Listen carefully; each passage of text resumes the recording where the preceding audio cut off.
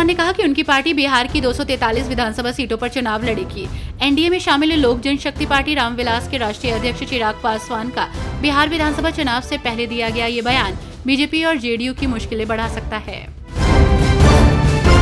चीन में कुछ ऐसा हो रहा है जिससे वहां सत्ता परिवर्तन की अटकलें तेज हो गई हैं, क्योंकि 12 साल से भी ज्यादा के शासन में पहली बार वहां के आजीवन राष्ट्रपति माने जाने वाले शी जिनपिंग ने अपनी शक्तियों का बंटवारा कम्युनिस्ट पार्टी के प्रमुख प्रभागों के बीच किया।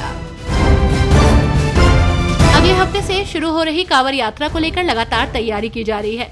इस दौरान ढाबा और होटल चलाने वाले कई लोग अपने अपने होटलों के नाम बदल लेते हैं। इस पर योग गुरु बाबा रामदेव ने कहा कि सभी मुसलमानों के पूर्वज भी हिंदू हैं, इसलिए उनके नाम बदलने का कोई मतलब नहीं है। इन लोगों को अपना नाम सही रखना चाहिए। यूपी के मथुरा जिले के जमुनापार थाना इलाके के बेहरुआ गांव में शनिवार को जमकर पथराव और फायरिंग हुई, जहां जाटव समाज के लोगों की निकरौसी हो रही थी। इस दौरान डीजे बजाया जा रहा था, जिस पर बाबा साहब अम्बेडकर के गाने बज रहे थे। तभी ठाकुर समाज के कुछ लोगों ने डीजे पर बज रहे गानों का विरोध किया।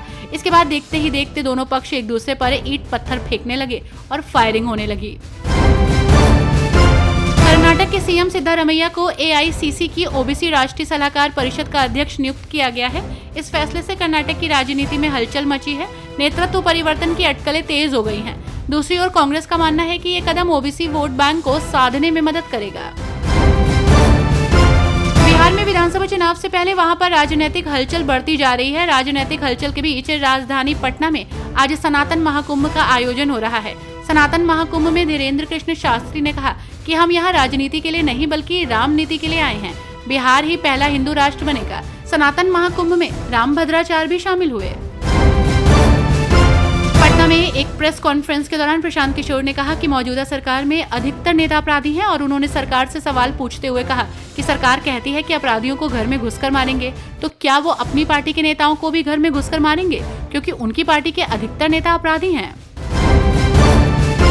पूर्वी दिल्ली में सीवेज मिला गंदा पानी घरों में सप्लाई होने को लेकर कोर्ट से मिली डीजीपी को फटकार के बाद आम आदमी पार्टी ने बीजेपी सरकार पर हमला बोला।